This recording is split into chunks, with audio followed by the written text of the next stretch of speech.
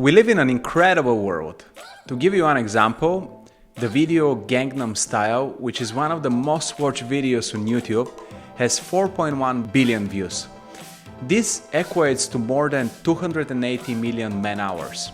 So a few years ago, The Economist asked the question, what is the hidden cost of Gangnam Style? This is when the video actually had only half the views, 2.1 billion. They estimated that we could have built 20 Empire State Buildings, 4 Great Pyramids, 1.5 Wikipedias. Even though the opportunity cost to humanity was enormous, at least we've been entertained, they concluded. We may take watching YouTube videos for granted today, but for most of human history, life on Earth was not as leisurely. It was short and brutish and static, with very little change in the quality of life of most people, year after year. When we get to the 18th century, however, suddenly things start changing rapidly.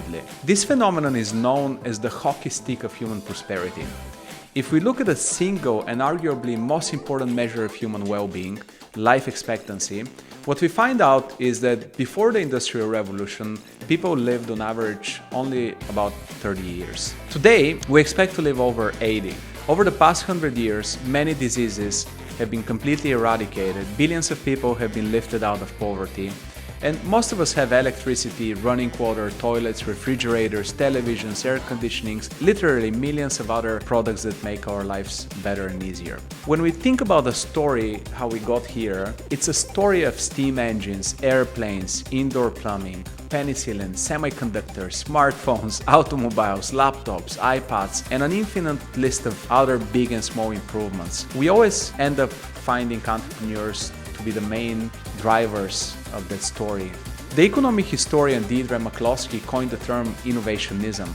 She argued that this is the defining feature of the world we live in today and has been for the past 200 years. To give you one example, if people is what makes history, then the 7 billion people that live today are making 7 times more history relative to the 1 billion people that lived in the early 18th century. 30% of human history since the birth of Christ has been made in the first 10 years of the current century alone. So I study entrepreneurship because first and foremost, it is at the core of the story of human development and progress. There is a great series of videos by Hans Rosling that I recommend.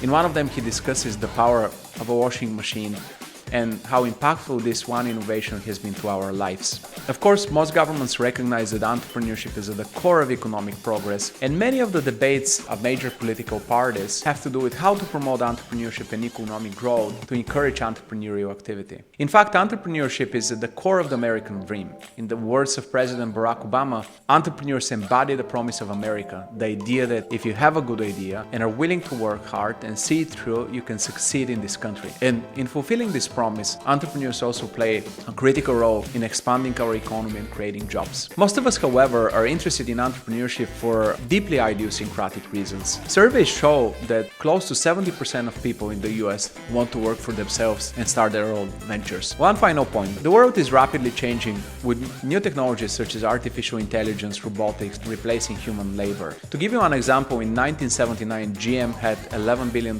in revenue and hired close to 1 million people. Today, Google is the same size company but hires only 100,000 people. So the nature of jobs is changing and the labor force participation rate has been steadily declining over time.